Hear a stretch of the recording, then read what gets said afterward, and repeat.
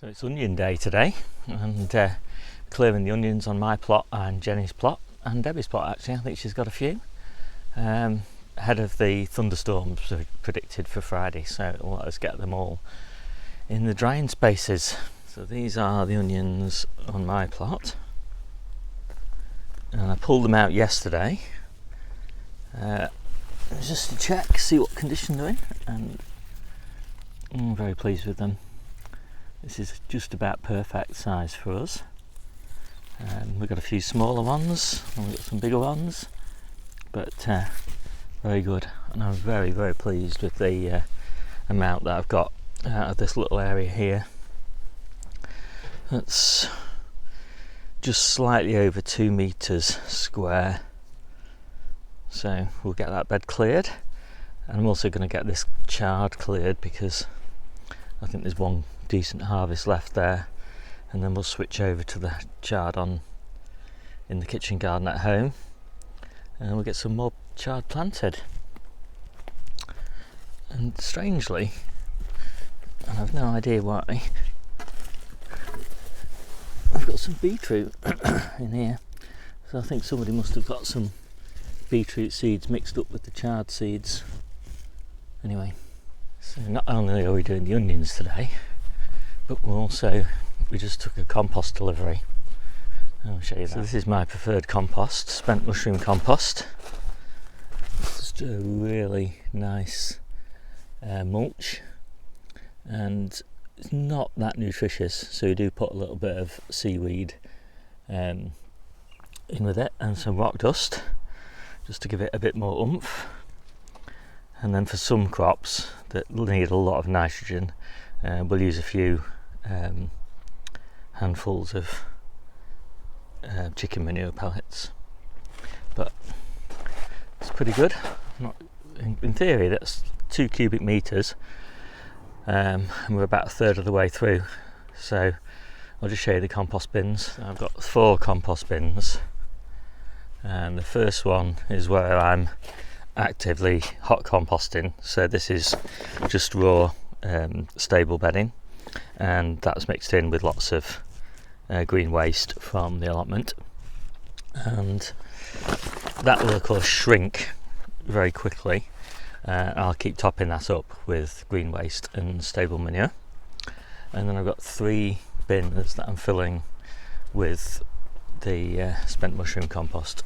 And the reason that I'm doing that rather than putting it straight on the ground is that the ground's not ready, but really the real reason is that this is not quite composted as much as I'd like it to be, so I'll actually be putting it on the ground probably after the squash is out, so this, and after the potatoes are out, so sort of September, October time. So by then it will have had August, September, probably October, so 3 more months of composting, so it'll be in much better condition. And just finally, the other thing, yesterday I got started clearing. This was all brassicas. Took the final harvest of those, lots of lovely sprouts and cabbages and cauliflower and purple sprouting broccoli and all that. And then I put a bed of carrots in here and a bed of beets in there, and these are the golden beets, and I did find a few cylindra in a packet, so I popped those in as well with a couple of rows of radish. So that is pretty good. The only other thing we might do this week is clear this bed of carrots because it's out in the open, and we're going to get a carrot root fly here soon, even if we might have it already, I suppose. It's hard to tell, so we're going to get that cleared and put into store, not long-term store, just store for the next few weeks, before we start harvesting from the undercover beds. Okay, well, the other thing is, cleared some of these beets. I keep neglecting to pick them because I can't see them, so I took the tops off and I can see them now, and hopefully they won't grow anymore now that I've taken the tops off, but they'll just stay alive and fresh. Yep, so these are the beets we'll be eating for the next few weeks. Well, there we go. That's the compost done. So I bought 2 tons, which is 2 cubic meters, because they do it by volume. But these bins are about a cubic meter, so I got 3 cubic meters delivered, and I've still got loads left. I don't know what you can see down there, but there's plenty of compost still to go. So I'll show you what I'm going to do. Whilst I've been barrowing and shoveling, Debbie's been clearing some of the onion beds, and yeah, so she's done a good job, and so that means these beds are now ready to prepare with a new layer of compost. So I'll just show you what we've been doing here. So this is the first of the onion beds, and just over 2 square meters, 2.5 square meters, and I think she said there was about 3 onions that went to waste. So we got some tiddlers, which she's going to pickle and use in cooking over the next few days. And here are the onions. So we've got 1 layer there, we've got another layer there, we've got all those there, another layer there, and another layer there. So that is a pretty fabulous crop of onions there. Really, really happy with that. Just the perfect size for us. 1 a day or thereabouts. So we'll count those up soon and see how much of a surplus we've got. But that is pretty good. I'm still barrowing and shoveling, and Debbie's just walked past with another barrow full of onions and shallots. And apparently, I think, how many went to waste? About a dozen. Maybe a dozen went to waste through onion fly or whatever. So not too bad. And the shallots are nice, very nice. And the onions are just perfect size, shop bought size. Anyway, I'll let Debs get on with that. So I'm on Jenny's plot now, and thought I'd just show you the area where we harvested that barrow load of onions. 3 square meters. So I think in total, if we're generous, then we've harvested 6 square meters of onions, and I think we've got at least twice as many from the same area of ground as we did last year, maybe 2.5 times as many, so quite pleased about that. Oh dear, just look at this. So much sweet corn, so many squash. Right, I'm preparing this bed now. I've just taken the onions out, and my amendment mix: a few chicken manure pellets, a little bit of lime, some rock dust, and some seaweed meal, and lots of spent mushroom compost on top. So what I always do is I just put this the amendments down first, and then I'll put the spent mushroom compost on top, so the amendments are kind of closer to the root zone and they won't get blown away. And there we go, that's that bed all prepared and ready for the last few brassicas to fill out this bed.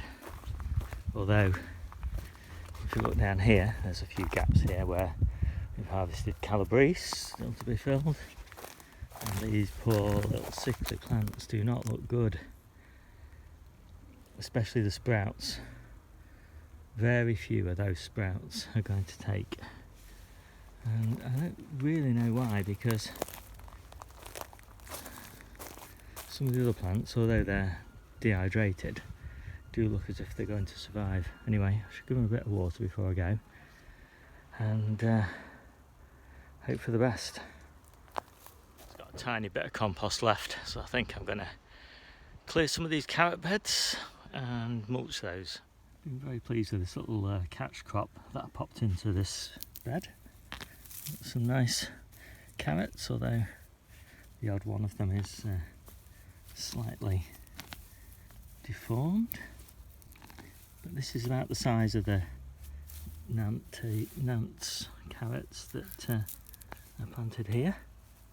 They're a lovely size really, and these will store for quite a few weeks in the fridge in a stay fresh bag, and give me a bit of space. I might fleece one of the beds at the end, which has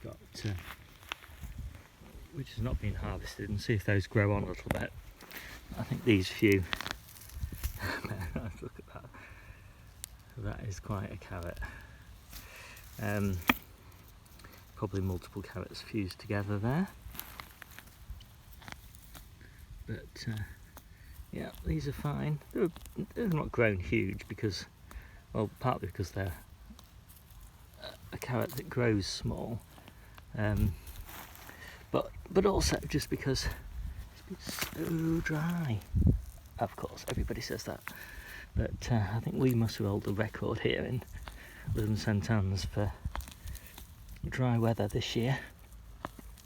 Absolutely unbelievable. I think we've had an inch of rain in the last 4 months. An inch. It's mad.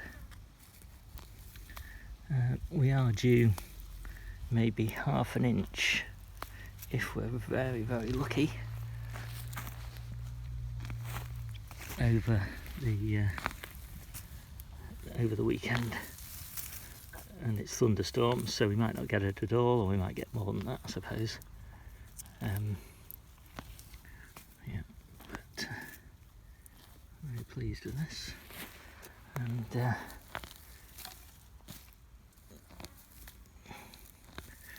it's quite meditative picking carrots. Much better with a tripod, of course, but well, we have what we have, so we make the best of it. There we go.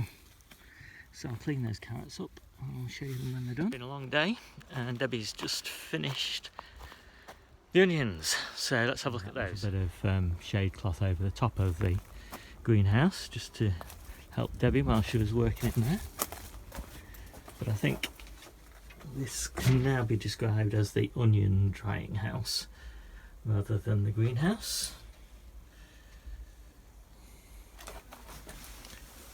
Every shelf.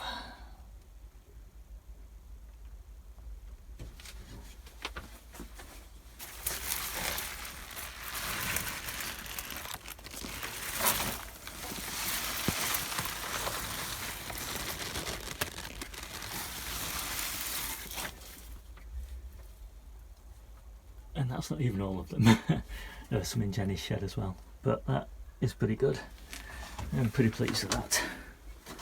So hopefully we won't be short of onions.